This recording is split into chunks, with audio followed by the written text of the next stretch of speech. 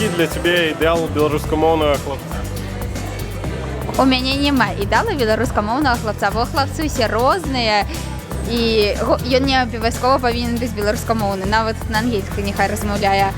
Прынцыповы хлопец, настойлівы, моцны, разумным, але калі ён беларускамоўны, мяркую, ён будзе абавязкова разумным. Самае галоўнае, што лічу, ён павінен ведаць добра беларускую гісторыю. Калі ў яго ёсць добрае пачуццё гумару, тады ён разумны чалавек. Было б цудоўна, калі пад хлопчыка добра пахла. Які твой ідэал беларускамоўнай дзяўчыны?